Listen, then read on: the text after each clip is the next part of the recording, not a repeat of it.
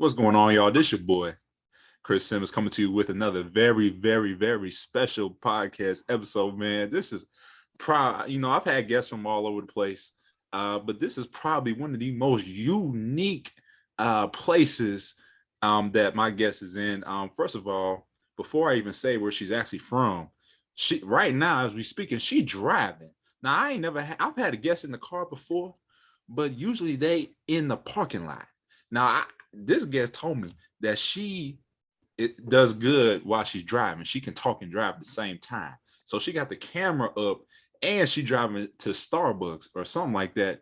Gonna get her some coffee or something. So this is probably a unique experience, but you know what? It makes for a unique episode. So this guest I'm about to introduce to y'all, she is all the way in Seattle, Washington, all the way on the Northwest. All right. She is a certified life and health coach and Beachbody coach who's on a mission to transforming lives. Man, we had a great conversation last week, and she got something deep for y'all, man. She might go all the way to the core. You know what I'm saying? We ain't just talking surface level. We might go down to the core. All right. So without further ado, let me introduce y'all to Miss Jennifer Hizon. Did I say your last name right? Is it Hizon? It's Hizon, but Oh, okay. Okay. you can say it that way too if you'd I'm like. sorry. I'm sorry. That's okay. Hizon. Hizon. What's going on? How That's you right. doing? I'm good. How are you? Thank you Doing- for having me on here. I appreciate it. Oh, it's all good. It's all good. Yeah, no. We had as I was telling the audience, we had a great conversation last week. Um, and so I'm, really excited to get into it. But before I do, I just can't help but just just be amazed at how much snow is on this ground, bro. Like for those of you who probably don't know, I'm from the Northeast Ohio area and specifically Kent, Ohio, but we got like 15, 16 inches of snow. I ain't never seen that much snow in my life. I mean, I don't know what the heck. I don't know how the heck this snow just came out of nowhere, but I couldn't even go nowhere, honestly. Like I was trapped. So I drive like this little SUV. And when I walked outside today, bro, like that snow was up to the tires though. Like I ain't gonna fake. Dang. Like I couldn't even get out of the parking lot. I'm like, bro, I was trying to go to the gym this morning, and I was like, all right. I saw it snowing at like 6 a.m. I'm like, well, I'm gonna wait till it, stops snowing. And then That's like crazy.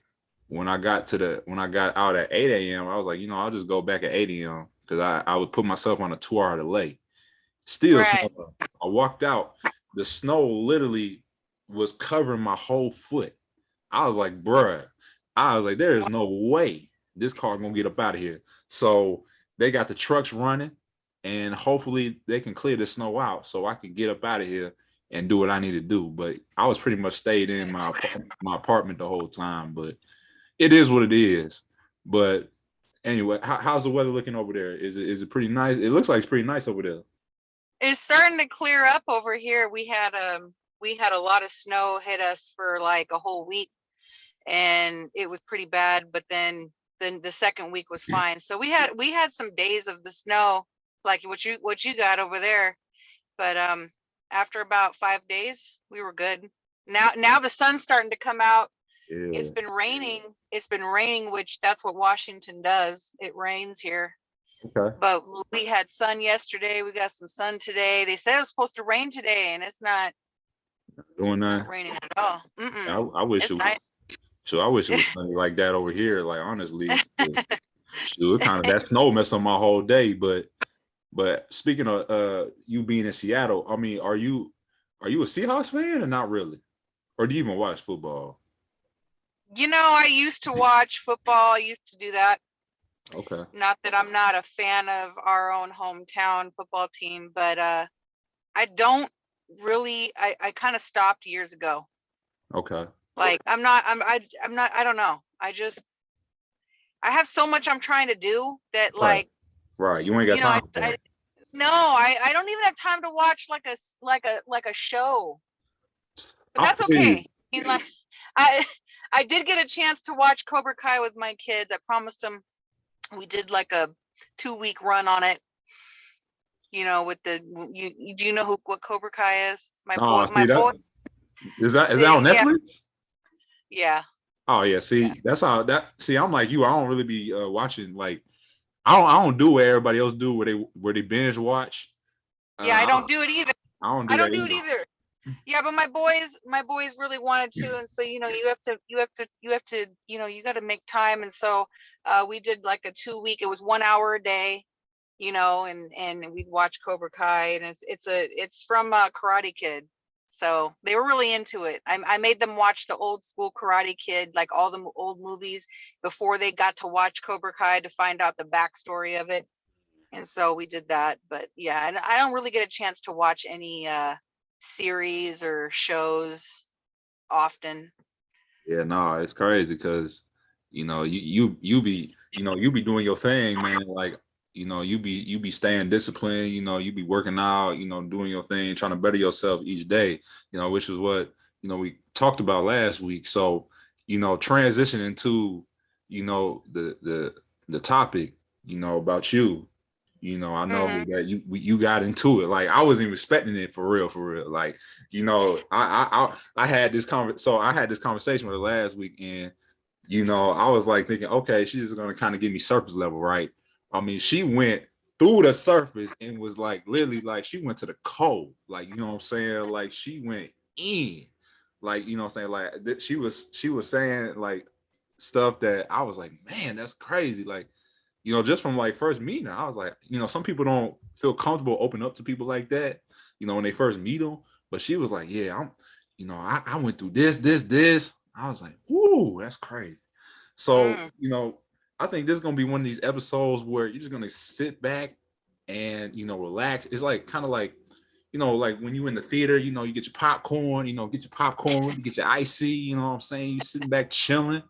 This is gonna be one of those episodes because she has a very, very interesting story about how she was able to get on her fitness journey and to becoming a certified life and health coach as well as beach body coach. I mean, this journey is like none like any other I've heard. So this is gonna be the time where you just get to sit back and listen, because I'm gonna go ahead and give the floor over to Miss Jennifer, and she's gonna tell you all about how she was able to get to this path where she looking good, she feeling good, taking care of her body. And so, Jennifer, I just want you to just tell the audience what you told me about the path that you had to take in order to get to becoming this wonderfully fit woman that you are right now.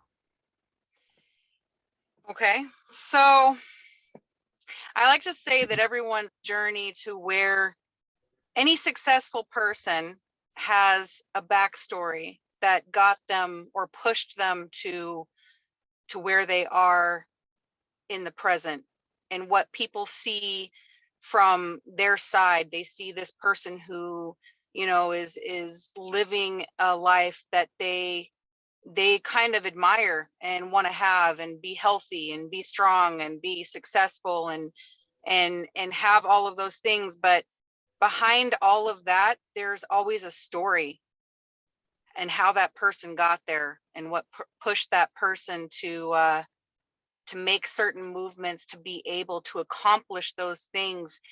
And this is something that started probably all the way up to the age of when I was like a teenager. I left home at 17 and a half years old because I thought that I knew everything. I thought that I knew everything. I thought that I had what it took to make it out here without my parents' help. My dad said, when you leave, can't come back. You leave at 17 and a half, you can't come back. And sorry, there's a guy trying to get me to get him a drink here at Starbucks.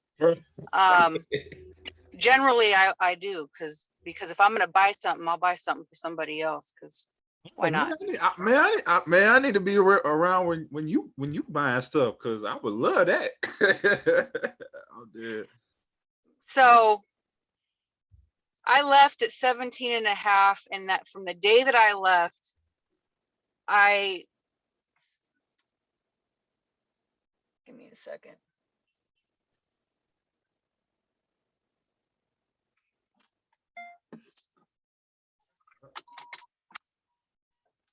being surrounded right now. What in the uh Excuse me. Let me pull out of here. I'm in Kent, Washington. oh, is that right? And Oh, you in Kent, yeah, Washington. yeah. So different parts of the city, you can't just pull up. You can't just pull up like that. Uh, uh, I live. So I drove away from my house down to a part where I'm not. I don't get scared in these areas, right? Because that first I area care. looks rural. That I looks well country. I carry, and not only that, I just don't. I don't. I'm not afraid because I've lived here my whole life. But I have a street sense and street smart side of me. So I had a guy that just pulled up behind me, tried to block me in. Another guy walked up. It's time for me to pull out. Oh, I knew what he was trying to. I knew what he was trying to do. girl, I don't. where you at? I'm gonna. I'm. It looks I'm. country. That's why I'm like, people do this in the No, country. no, no. I pulled through the back ends, but out on the main road, there's a Safeway where behind that Safeway, a lot of homeless live, and it's gotten worse since 2020. Mm. It got really bad in 2020, and it's gotten so bad the police can't control it. And a lot of people just they're hungry, they have nowhere to go, you know. But a lot of times the crime also happens in that certain spot, which is where I like to get my coffee.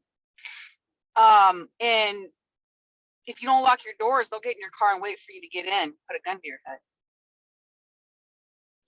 It happened to a couple of my friends. She left her door unlocked and she ended up with a gun to her head.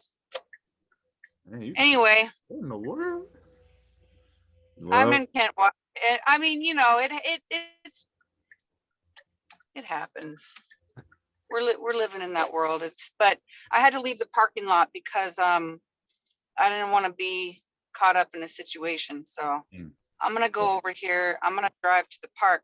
So at 17 and a half, I left, and I was in the streets. I was living from apartment to apartment. I basically started hustling, and that's how I survived. I started with having jobs, but it was never good enough for me because I wanted to make more money. So I started hustling, and that turned into me doing other things and getting myself involved in things that basically could have taken my life. In fact, I should be dead right now, quite frankly. I really should. The only reason I'm alive right now is because of the grace of God. He's the only reason I'm alive. I put myself in really bad positions. I didn't listen to my father. I didn't listen to God. I did my own thing, and I put myself on a really bad path. Got myself mixed up with people that I shouldn't have been mixed up with. Got involved in certain types of drugs, and I could have lost my life. But I'm going to tell you, you know, in the beginning of all that, God was always there. And every time I was getting ready to do something that would have took my life, he always stopped me right in the middle of it. It was like he had this plan that I didn't know about. So as much as the enemy would try to come in and destroy me, God was like, no, that one's mine right there. You're not going to touch her. You can do this, this, and this, but you can't do that. That's what it felt like. No matter what I did to try and destroy myself, I couldn't. He wouldn't let me.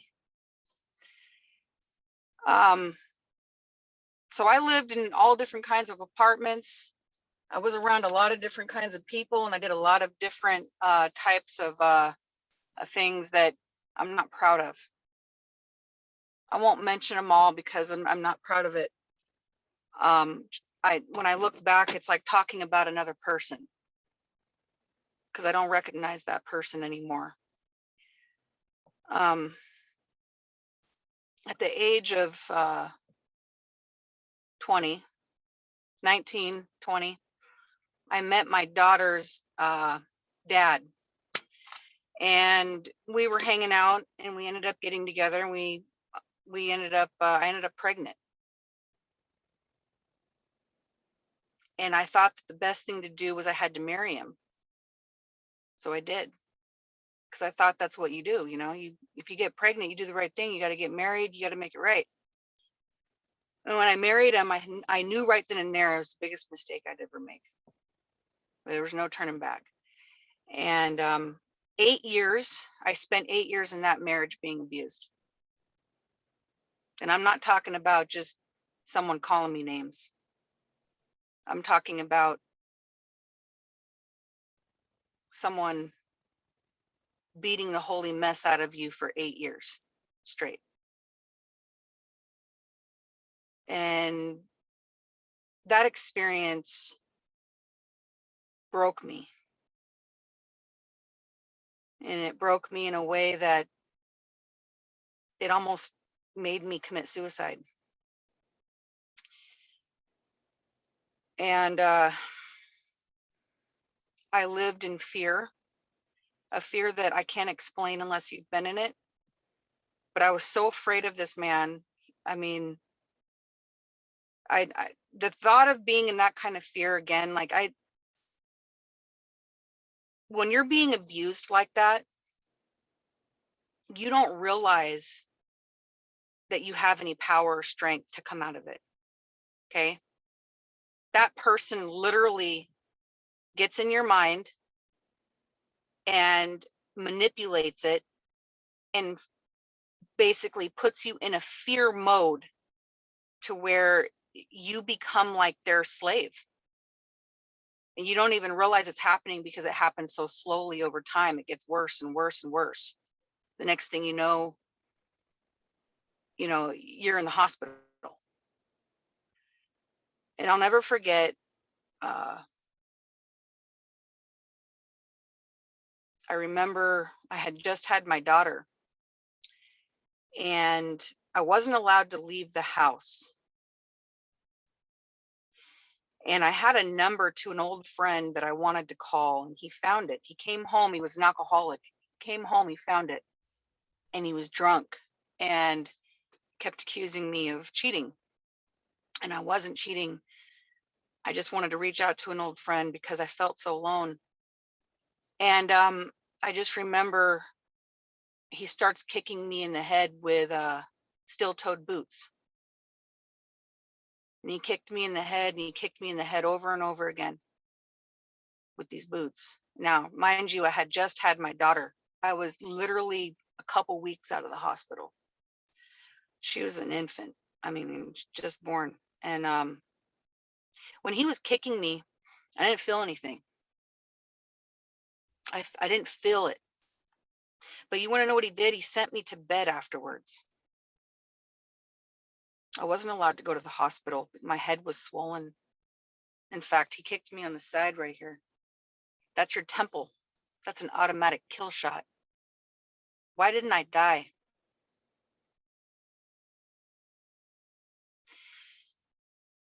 When he got done, he told me to go upstairs, and I did. I told him I need to go to the hospital. He told me no. I had no access to a phone. And so I went upstairs, and I had to tend to my daughter with my head. It was just out to here. It was swollen, right? And I thought, I'm going to die right here. I'm going to die. My daughter's not going to have a mother. And God was with me that entire time. When I say he doesn't leave you, I mean he doesn't leave you. It didn't matter how much of a sinner I was or how saved none of that mattered. But he was there.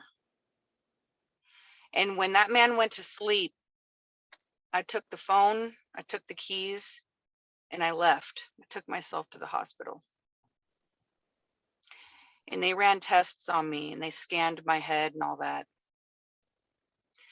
And the doctor comes in and he says,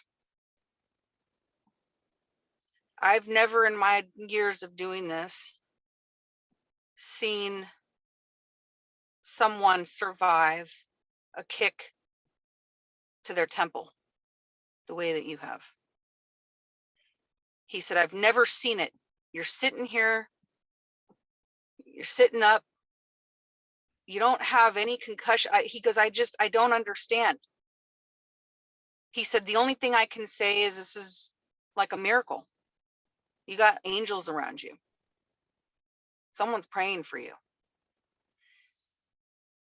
And at the time, I heard him, but I was so like just lost in my own spirit. I didn't really dawn on me. None of it did. I just thought, okay, I survived. Great. He's going to do it again to me. You know, this is, and I wanted to explain to the doctor, well, let me tell you all the other stories of the time he hung me over a railing when I was 6 months pregnant and threatened to drop me on my head. Or the time when he punched me into a closet and my lips split open so wide and I wasn't allowed to get stitches. You couldn't explain that to a doctor. The police showed up and and they wrote a report and all that, and they were going to press charges, and it was one of the largest cases at the time they had in the courts of what he did.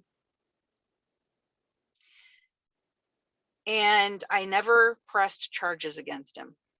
When it all boiled down to it, I was afraid to stand up for myself. And instead, you want to know what happened? I ended up going back. I left that man several times, and every single time, somehow, it was almost like he had some kind of mental thing over me. He always got me back. And that was a vicious cycle I went through for 8 years. When I finally left him, I never went back, obviously. I left. And at that time, when I left, I gathered my daughter up. I remember I was at work and I had this whole plan of how I was going to do it. And God was talking to me for months. He said, I want you to start putting away your hairstyle tips. So I was a hairstylist at the time, so I would hide my tips at work. And I did that for months. And I saved up my money because he would take all my money. Saved up enough money, and God said, when you get enough money saved up, here's what you're going to do. And he mapped it out for me, told me what to do, and I did it. And I'll never forget the day that I went to go grab my daughter out of school. He was looking for me. And I pulled up into the school. I ran in and I said, where's my daughter? And they said, she's in class. And I didn't even let the lady finish. I ran down the hall. I opened that class door, grabbed my daughter like a suitcase. I literally picked her up like she was a suitcase, ran down the hall. I had a friend waiting outside in the car with me, threw her in the car. And while we were pulling out, here he comes pulling in. We literally passed each other and he didn't see me. And that day was the day that I was able to set myself free from that person, from that marriage. I went through 2 years of trying to divorce him. Finally got my divorce. I got a protection order that was set for a lifetime by the judges. Several judges were over this because it was such a big case. In fact, they wouldn't even let us be in the same room. They put me on the top of the floor and put him at the bottom because they said they were horrified by the stories I wrote.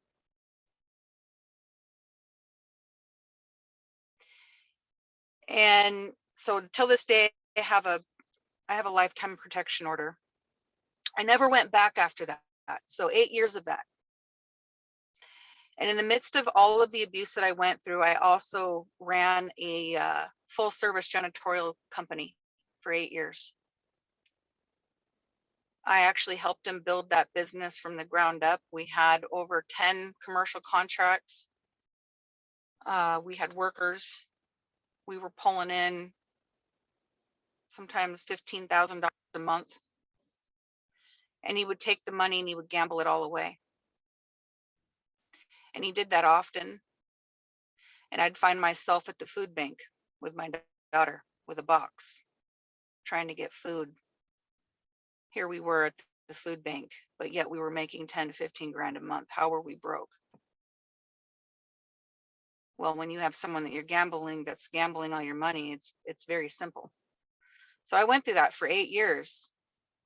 And during that 8 years, I learned a lot out of that 8 years. There was a whole lot of, obviously, there's a lot of pain, a lot of suffering, learning how to survive, learning how to find my inner strength, learning how to stand up for myself, learning what I was willing to accept and not accept. And moving forward from that, I met the father of my boys. I have 2 boys by him. We were married for 10 years. First marriage was 8. The second marriage was 10. And he wasn't as abusive as the first, but he was still abusive. So I went back into the same pattern, but thought that I chose differently. And through that 10 years, a lot of things took place that really paved the path of where I am today. That experience, I don't regret my children. So honestly, what I went through, it made me, it built me to who I am today. It made me stronger. Do I recommend anyone goes through it? No. God, no. There's other ways. On the 10th year of being with the boys' dad, the last couple years, God was talking to me, and I was going through some abuse with him, and my daughter was too, because see, she wasn't his, so he never treated her right. He was always really hard on her. He was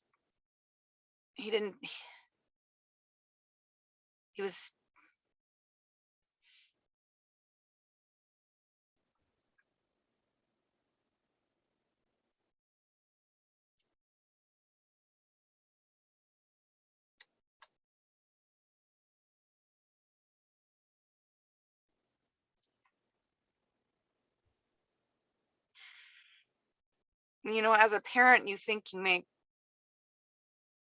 when you think you made a good decision, and it ends up being that the person you chose to be with hurts your child. It hurts.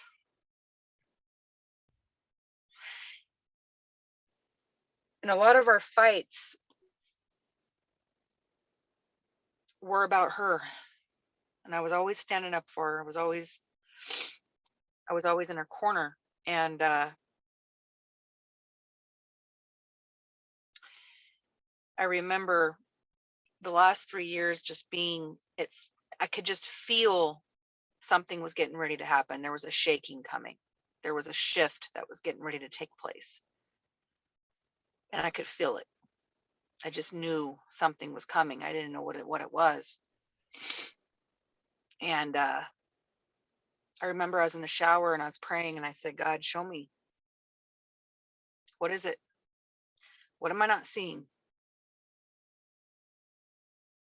And he says, there's a storm coming, and I need you to stand still.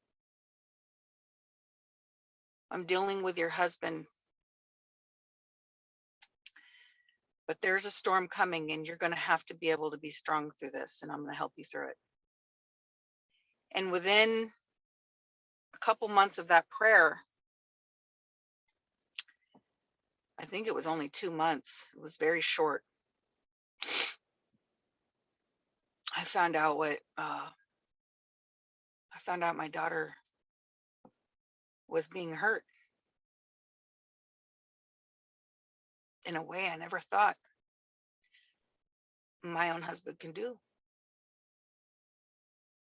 And she was being hurt. And as a mom, when you hear that, and statistically they say most mothers will refuse to believe it, and they won't believe it, and they'll deny it, and they'll protect their husband. Well, God had warned me, and I ended up fleeing. I ended up taking everything that I had and could shove it in the car, and I shoved it all in my little Toyota Camry. I took my daughter. She asked me where we were going, and I said, we're leaving. We're going to start our life over again. I had to call the police. It was the hardest thing that I've ever done, to call the police. And I ended up in a 3-year court battle against my husband. It involved testimonies. It involved investigators. It involved the King County investigators. It involved King County attorneys, state of Washington. I thought I was living in pure hell. When I left, my boys were at the school, and I didn't have time to get everybody. And he ended up getting my boys before I could reach them. And he kept them at his mom's house. And he kept them from school, so I couldn't see them, so I couldn't get them. I ended up issuing a protection order, and I ended up getting my boys back through all of that, and custody. And it was this 3-year battle that it would either break you in pieces and make you go crazy, or it was going to make you strong. I only had 2 choices. I was going to fight for my kids and fight for my life, or I was going to lay down and take it. Well, after being through the first 8-year marriage and going through that, I sure the hell wasn't going to lay down and take anything. So I fought, and I ended up having to actually testify. Nobody would understand this experience unless they went through it. I can't even explain how it feels when you're in a room and you're waiting for that final moment, and they say, Jennifer, you're next. And you're alone. There's no one standing there with you. They prepped you for the testimony. Do you know how scary that is, to walk down this long aisle and everyone staring at you, including the jury, including the person that you don't want to see, who hurt your daughter and practically destroyed your life that you thought you loved? Do you know how hard that is? The feeling that I went through. And I couldn't imagine what my daughter went through, because I have no idea. She's brave. She's brave. She's a brave, brave, brave woman now. But I had this little rock, and it has a cross in it, and it says faith. And I held that rock with me, and I rubbed it. It was soft, and then it was like a glass rock, and you could see the cross in the middle. Tiny. It was about this big. And I held on to that. And I gave my daughter one, and I said, this is a reminder of what you are to stand on when you're sitting there in trial and when you're testifying. Let God speak through you. Let God guide you. Don't be afraid. And so we went through that together, and that experience, and I don't want to go through it again, obviously, but it definitely did something to me. It changed me. It opened my eyes to so much.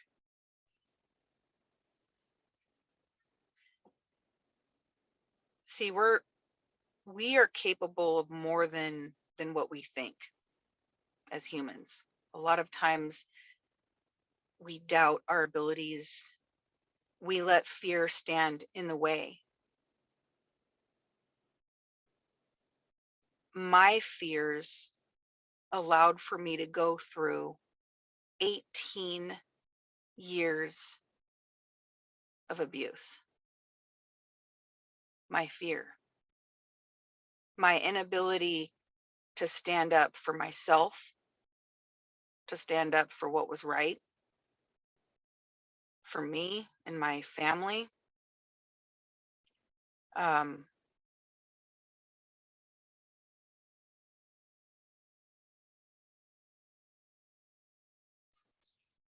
My choices in people around me.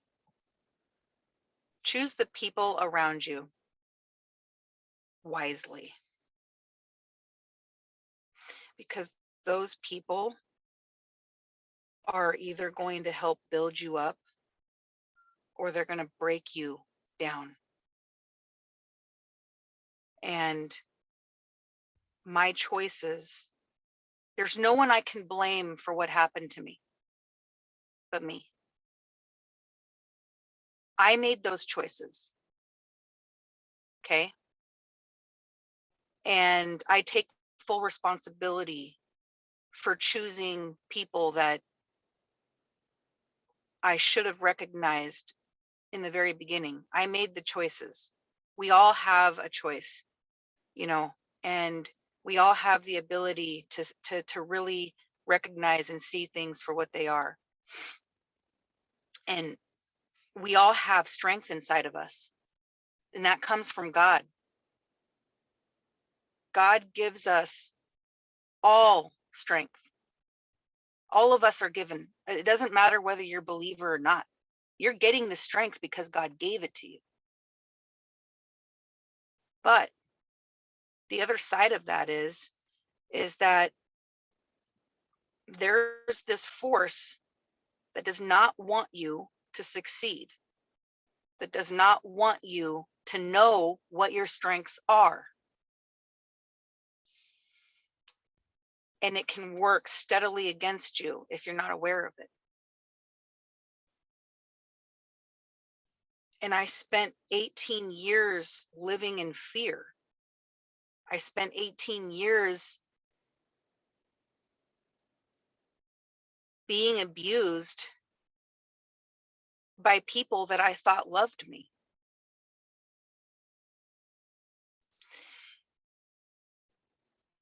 You know, and through all of that, I built myself back up. When I left my last marriage, I ended up in Auburn, and I ended up in an apartment that wasn't even finished. It literally had no countertops. There was no sinks. Another property manager friend of mine had helped me out. She said, look, I can get you into this apartment, and it's like in the middle of being worked on, but it's not done. And I said, I don't care. I'll take it. And I remember our first night there, we slept on the floor. And all I had was these blankets and pillows and a lamp. And I set it up in the living room. And my daughter, she goes, Mom, we don't have anything. And I go, yeah, we do. We got God and we got each other. I said, just think of this as camping, okay? We're camping. I said, but trust me when I say, I will build us back up again. And you will watch me do it. Because we aren't going to fall. We aren't going to accept our circumstances. We're going to use this as our strength. And we're going to push forward. And she goes, Mom, I kind of like camping in the living room with you. She goes, For once in my life, I feel free.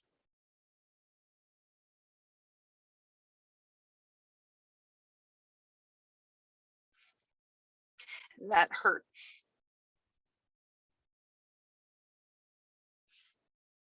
Because I didn't know my daughter didn't feel free. But I knew right then and there that I had made the best decision I could make. And I had decided on that day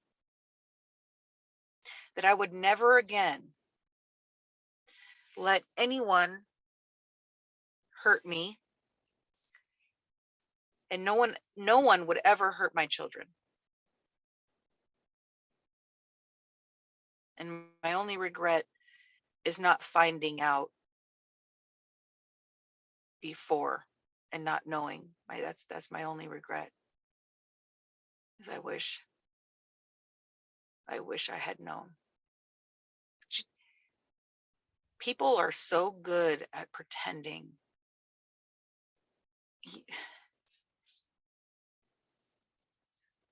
Don't just trust anybody, okay? Don't just trust any person either. I don't care if they say they go to church. I don't care. That's earned trust. But when you see a red flags, you need to listen to it. You need to pay attention.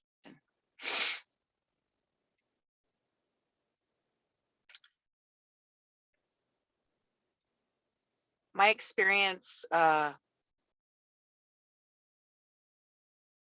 that day moving forward and living in that little apartment and having nothing and building myself from the ground back up while I'm fighting a person in court and while we're going through custody battles and I'm having to work a full-time job. I look back and I'm like, how in the heck did I do that?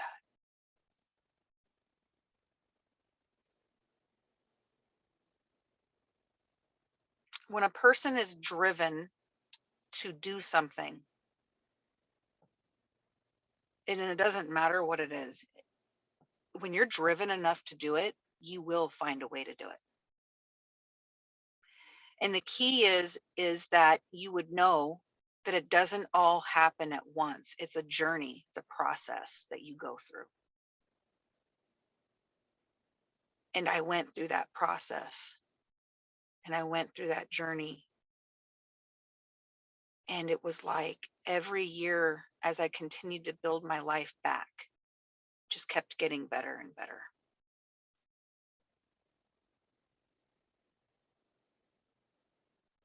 So that backstory has a lot to do with who I am now. As much as I don't recognize that person being the afraid person that's living in fear and allowing people to abuse them,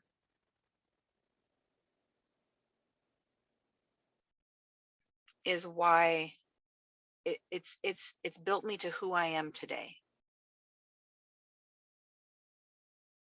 And that's why I say we all have a story to tell. Every single one of us do. And what I went through, I don't wish that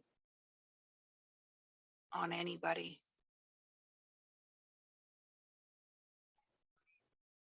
But whatever pain that you have been through, whatever you have gone through in your life, that pain should always be turned around and looked at as your power. So instead of being a victim of my circumstances, I decided as no longer a victim, that I was going to use what I had gone through to build myself back up and help others. Last year in 2020, me and my family ended up getting COVID, or not last year, I'm sorry, 2020, not 2021. My apologies. So that was back in 2020, we ended up getting COVID.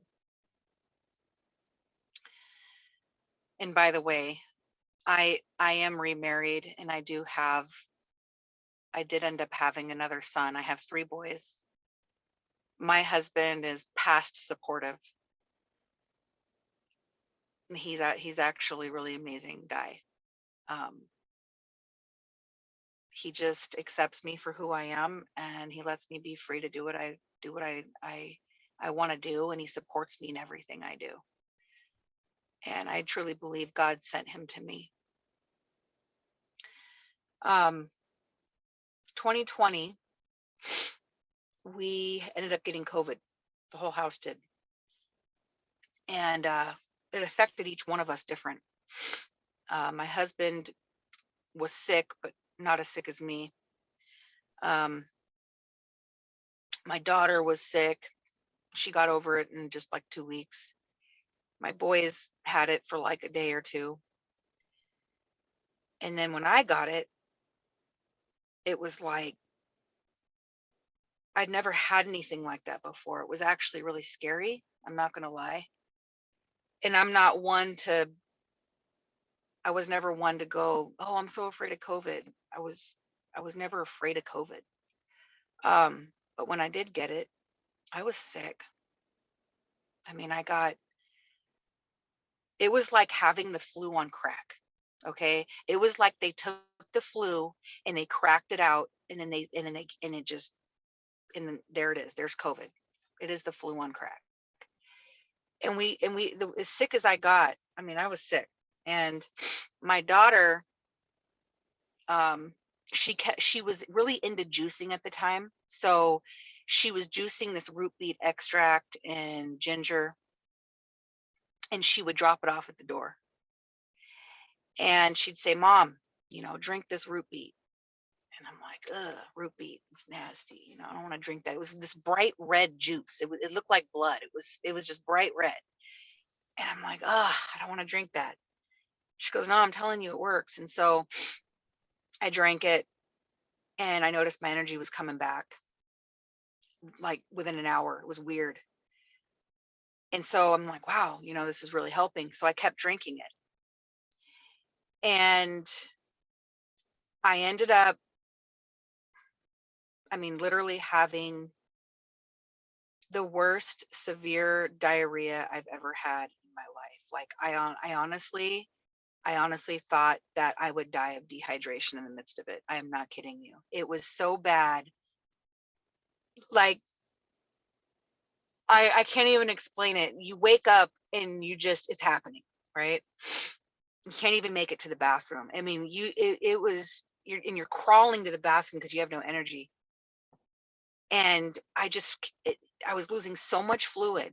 And I remember I was sitting there on the couch, and I just literally was like, I don't even know if I'm gonna survive. Like, if I don't get some IVs, because I'm not getting enough fluid. And I thought, if I go to the hospital, my number one fear was they're gonna stick me on a ventilator and kill me. That was like the first thing I thought of. They're gonna trap me in a room. I'm gonna get stuck in there. So I thought, no, I can't do that. And I said, God, if I'm gonna die, I'm gonna die right here on this couch, because I'm not going to a hospital. I need your help. You got to help me with this. I can't do this without you. And so he had said, remember the Gatorade, go get the Gatorade, drink the Gatorade, and drink the water. So I do Gatorade, water. And I did that for I was just sitting there all day through the night doing that to the next day. And I started feeling a little better. And then I kept juicing, and I started feeling a little better. And each day I was getting better. And after like 3 weeks, I was literally sick for 3 weeks. I still felt fatigued. It was weird. It was almost like I was better, but I was still fatigued. And I couldn't figure out, like, why am I still fatigued? Like, where's my energy at? And I was, you Google stuff, and I was looking up Google, And it's like, oh, all these people stuck with COVID symptoms, and it lasts for 9 months. Some people live with it their whole lives. And I'm just like, what?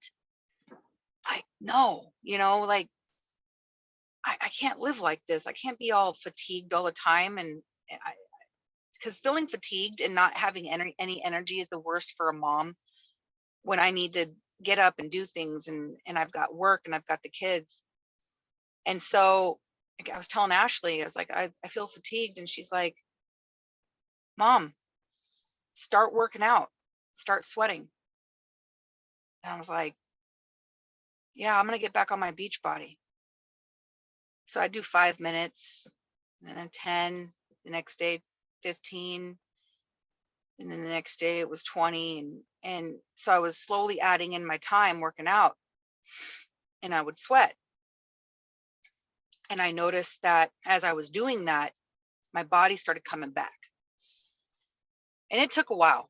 Like it went into like 2 months. Okay. It took a while to recover from it. But after experiencing that feeling, like just that whole COVID thing, feeling sick, and just even before that, I was having severe back pain from my sciatic nerve, my lower back. I suffer from lower back pain primarily because back when I was first married to my first husband, there was a time he had thrown me against a wall. So the wall goes like this, and there's that metal strip. You know what I'm talking about? Well, he threw me, like picked me up and like chucked me into the wall so hard. My back hit the wall, and the whole pieces of the wall came off. Like chunks of the wall came off onto the floor. Okay. That's how hard I hit that wall. And my lower back was purple. I swear to you, it was purple for like 6 months. It was a circle this big on my lower back that was literally purple. Did I go to the doctor? No. And I think you all know why I didn't go to the doctor. I couldn't. He had the car, he had the phone, he had everything. So that from that time when that happened, my lower back was never the same. Never the same. Had back issues from that day forward. And as you know, when you get older, what happens? Your body starts to it starts to kind of tighten up, and you start aging, and that's already a thing that happens to your body. And then you've got this back pain. Well, that just makes it worse. So I have a sciatic nerve issue, and after having 4 kids, and yes, that does affect you, made it worse. And so I've been suffering from that. And then COVID came along, and I was just like, I'm done. I'm tired of feeling broken and unhealthy all the time. You see, and I when I got married to my third husband, which is the one I have now, I got really comfortable. I mean, like just comfortable and happy. I basically got fat and happy, if you want to call it that. I was eating whatever. I had started gaining a lot of weight, didn't care. I gained enough weight to where I had literal rolls on my back. So like, the sides, I had a whole roll happening. My body's never looked like that. Mind you, when I was younger, okay, I was hot as hell. Like I was, Right in. Hey, declare that. When I was younger, oh my God. Like even my daughter, when she's like, oh my God. I'm just like, I know, right? Ugh, ugh. Like, so I looked at it when I started working out, and I had my workout clothes on, and I said, Ashley, take some pictures of me. She's like, okay. So she took some pictures of me, and I'm just looking at my phone. I'm like, oh my God, golly. I said, what did I do? What did I let myself go, you know? And I stopped caring because I was, I was just being, I was just eating and just, I didn't care. I didn't care about my health. I would eat whatever. I'd eat freaking 20 Oreo cookies at a time sometimes. I'd sit there in front of the TV and eat chips. Like, I'm telling you, like, I just got fat and happy and I didn't give a crap. And I would tell my husband, look, I know I'm gaining weight, but do you still love me? And he's like, yeah, I don't care. And I'm just like, okay, well, if you don't care, I don't care. And that's kind of the attitude I had. And my back pain didn't go away, it got worse. In fact, I ended up going to a chiropractor. And this chiropractor, he took pictures of my back. We went through the whole consultation thing. And he's like, yeah, so I'm gonna need to see you like every day until we can get your back adjusted and better, right? So that's a $75 a day. I don't know who can afford $75 a day, right? Crazy. So I'm like, okay, I'll try it out. So I start going, and he's putting me through these weird exercises, and then he's cracking my back, and it feels good, right? It feels good when he does it. But at the end of the day, it never fixed the problem. And one day I got this bill, it was like $600. And I was like, oh, no, I can't do this. I can't do this. This is what, a month? I can't do this. It's like a car payment. Yeah, $35 a day. That's it. That's about 600 a Oh, week. and that's like what? And so I thought I got depressed. I'm not gonna lie. I literally got depressed, and I went home. I was like telling my husband, I'm like, I don't know what I'm gonna do. I can't live with this back pain. I'm like, I can't afford to go see a chiropractor. I don't know what to do. And I had a friend of mine, that had previously reached out to me with Beachbody and all that. And I had downloaded the app, and I had it on my phone, and I was actually working out, and then COVID hit, and I was just trying to figure out like where my place was as far as my journey went in trying to get myself better. And so I decided full blown that I was literally going to dedicate myself to strengthening my body again. I I basically set out to literally say this was going to be all about me. I was going to focus on myself. I was going to focus on what it took to get myself better. And I was ready to face those challenges. And I remember I went to my husband and I said,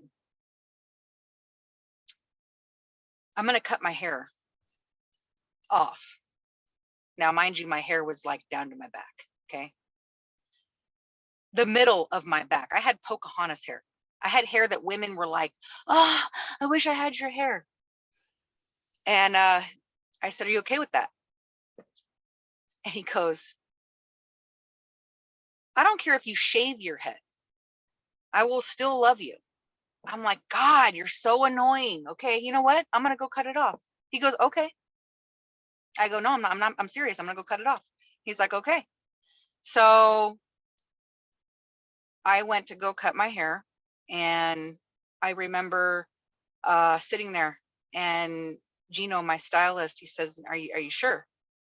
And I said, I'm positive. Now, I did hair for 14 years. I worked with Gino. I was a hairstylist. He goes, okay, are you sure? And I'm like, yeah, do it. So he put my hair in a ponytail. He starts cutting. And as he's cutting it, I'm literally laughing in a way that like, it was almost like someone was setting me free from something. It was weird.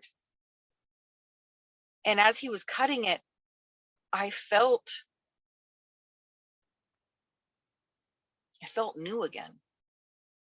I felt like the old Jennifer was gone, and it was time for me to embrace the new Jennifer. And it was something that I realized that I needed to do.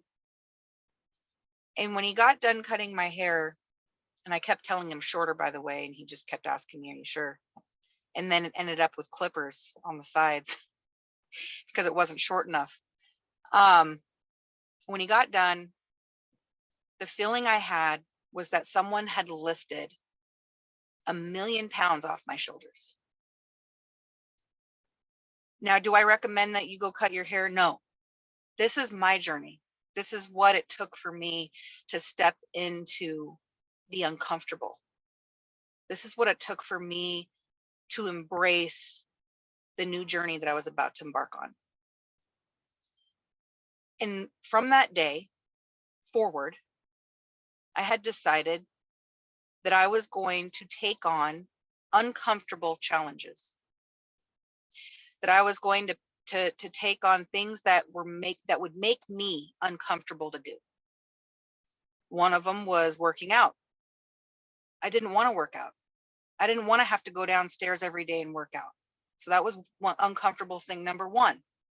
Uncomfortable thing number two was changing what I was eating.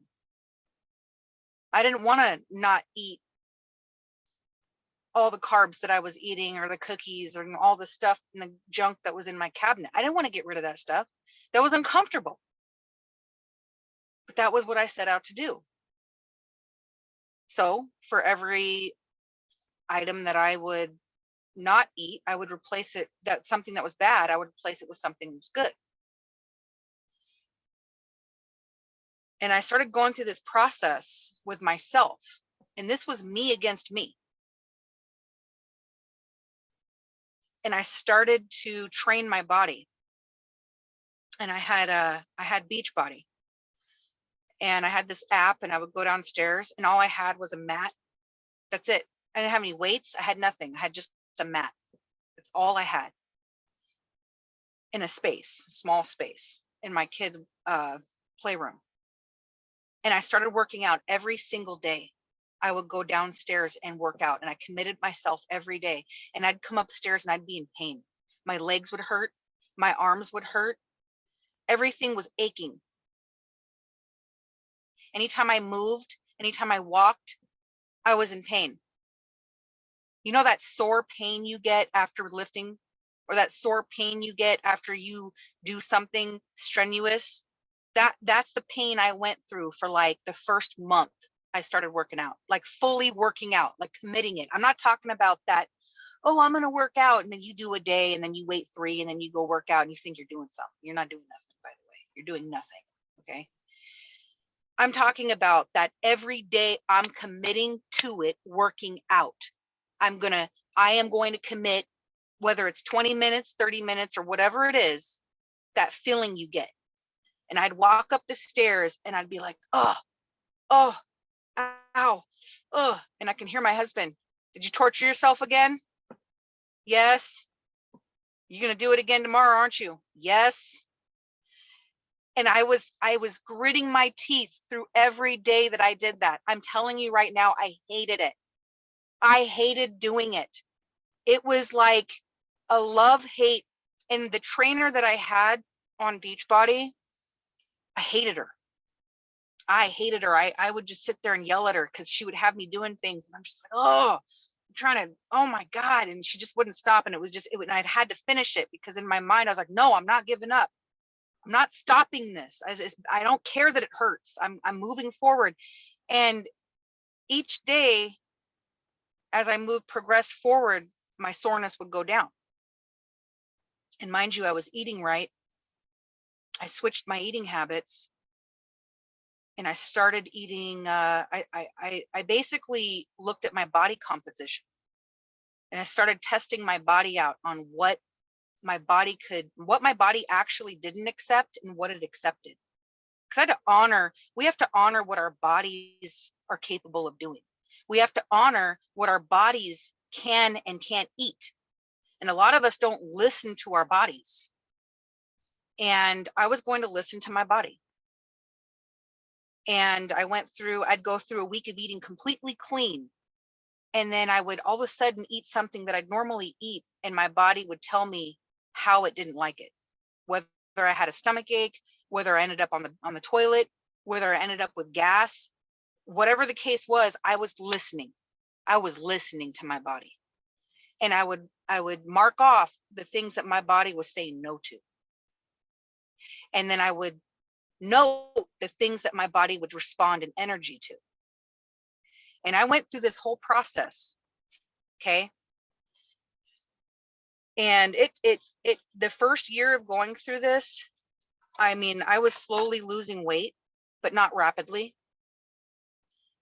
You don't want to rapidly lose weight, by the way. It's the worst thing you can do. I wanted to slowly lose it. And as I slowly lost the weight, I started becoming stronger.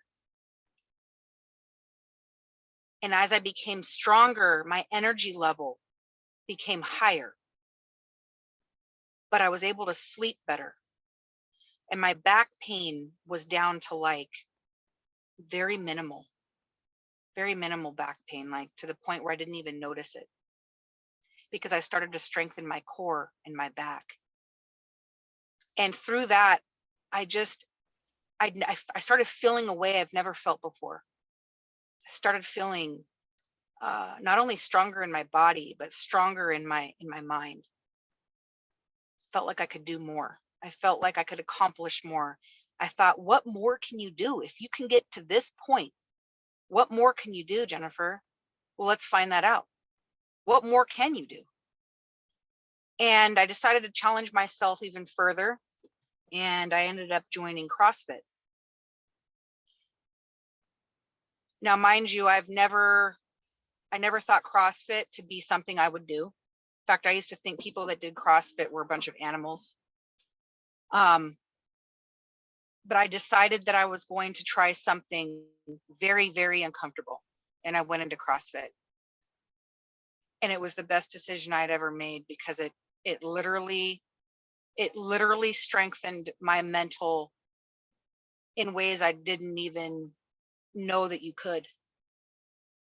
And at first I thought it was strengthening my body, which, yeah, I was getting stronger. It went into my mind. It went into strengthening my mind. And I started realizing that that was the most important thing. Because if you're not mentally strong enough, if you're weak up here, you're going to be weak everywhere else. You're not going to be able to follow through with the things you want to follow through with. You're not going to be able to push through the things that are hard. You're not going to be able to be okay with failing. And you have to be okay with the failure, because I failed so many times in this process of the things that I was trying to do to be able to get myself to be where I physically am. I failed so many times, and you have to be okay with failure. And that was a part of it. So, where I am today, it reflects my journey, and all the way from the very beginning. And that's with any one of us.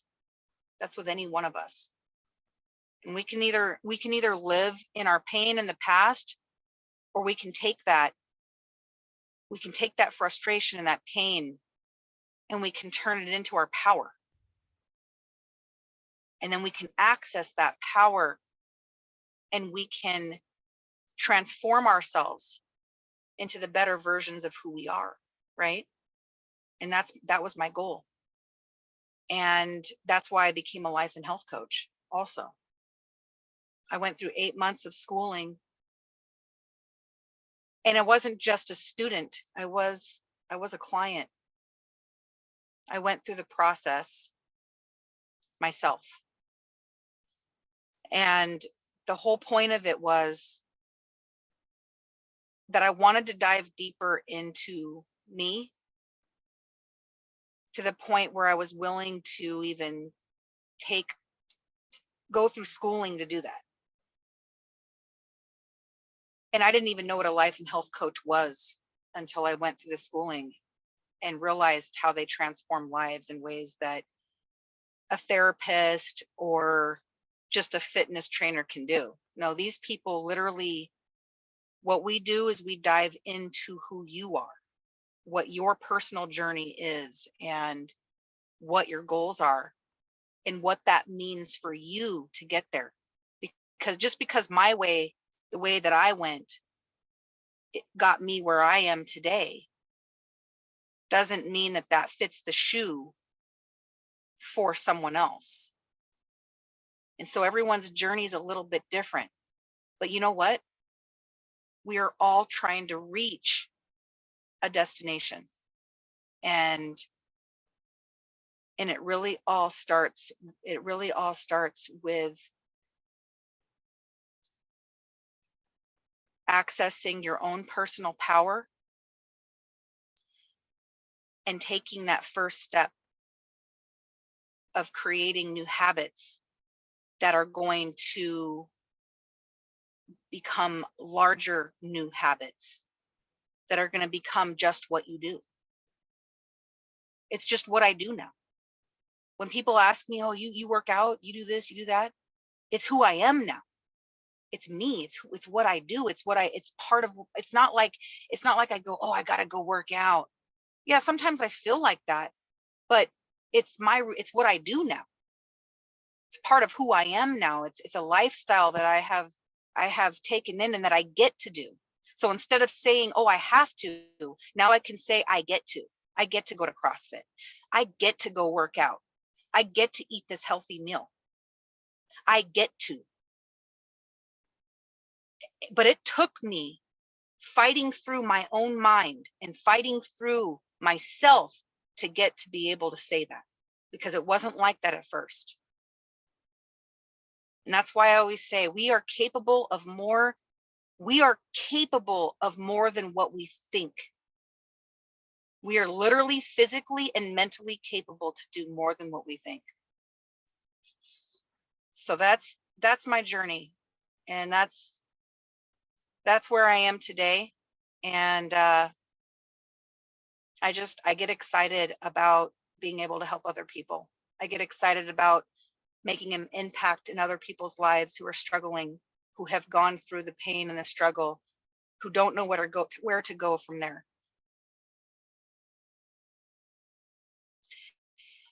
And my ultimate goal is to transform lives, to offer motivation and inspiration to others, and to be able to share my story and make an impact at the same time.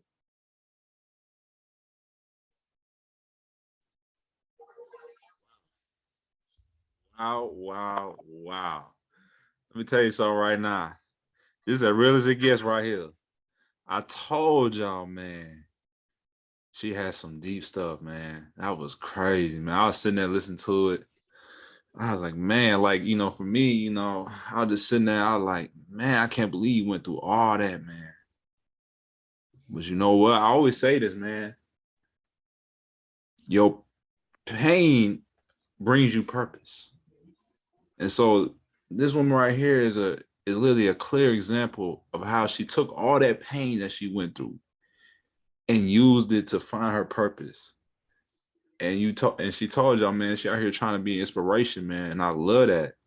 I really do. And I really do, respect people who out here trying to make a difference. A lot of people, we all go through something. It may not be something like she went through. It may not be something that I go through, but everybody go through something. But it's about how you use that pain, because life is not. See, when we watch a movie, we thinking that, okay, like we go through like one bad phase in our life and then everything good. Like, nah. See, life is not a movie. You're gonna keep going through stuff, but it's a matter of how do you respond to that pain. And I just really do thank you for coming on and really sharing that story, because I could tell, I could feel that emotion in you. Like, what I'm saying? I know that some of the things you were saying, it took a lot for you to really go back to that painful place and, be able to share that, what I mean? Like, I could tell. But, God went, me and you, that's one thing we have in common. We both are believers, we both, believe in the power of God. And, I believe that, God did not allow you to go through all that for nothing. because Yeah. you can make a whole you can make a difference in somebody. Just like if somebody were to hear this, somebody might be going through something similar. You just never know the impact you could be making, through your story. So I really do appreciate you coming on and really, sharing it with the people out here. And Yeah. I know it took a lot. So I really do appreciate that, man. Man, I told y'all, man, it was gonna be great. I told y'all, man, y'all, if y'all wasn't ready for all that, man, hopefully y'all was ready, because that took a lot of courage. So, I applaud you. But yes, ma'am, I would, like I said, I really made a great connection with her when I first met her. And I was like, man, this is a perfect person for me to bring on this podcast. So if you're trying to stay connected with Coach Jennifer Hizon, I'm gonna say that right, Hizon. Follow her on Yes. IG. Follow her on IG at Coach Hizon77. So again, Coach Hizon77, no spaces or capitals from what it looks like. But I will put that link in the description. So definitely y'all can go check her out on Instagram. So you don't see all that on Instagram. You go on Instagram, you want to see a woman, of her caliber. You want to see somebody who went through that, because that's what Instagram do. That's what I mean. You got to really get to know how they got there, because some people, they do all this flexing on Instagram, but you may not know what really is going on and why why they was able to get to where they got to. So, man, but yeah, it was great, man. It was great. Once again, thank you for coming on. For me, as far as for me, go check this out. Go check out my podcast on Instagram at Disinfecting Your Life. That's no spaces, no capitals. Once again, follow me on Instagram at Disinfecting Your Life. That's no spaces, no capitals. Also, check me out on Twitter at Disin Your Life. So that's at DISN Your Life. And I forgot the number 1. So again, that's at DISN Your Life 1 on Twitter. And then for Facebook, for my older generation who still use Facebook to this day, I am on Facebook. I am friendly to all audiences. So for my older generation using Facebook, follow me, follow my community page at Disinfect Your Life. Once again, that's at Disinfect Your Life. And if you have not gotten a copy of my book, Step Towards Your Purpose, it's still out there. So definitely go check it out on Amazon. If you type it in on Amazon, Step Towards Your Purpose by Chris Simmons, it should come up. Definitely go get you a copy of that book, because it took me a minute to write that book. And I got a lot of great nuggets in there, man. So if you're trying to, figure out how can I step toward my purpose, go get the book, man. I'll explain it to y'all, man. But hey, man, this is a phenomenal, phenomenal episode with my special guest, Miss Jennifer Hizon. We gonna catch y'all later, man. And we'll see y'all when we see y'all. Take care. Peace. Thank you.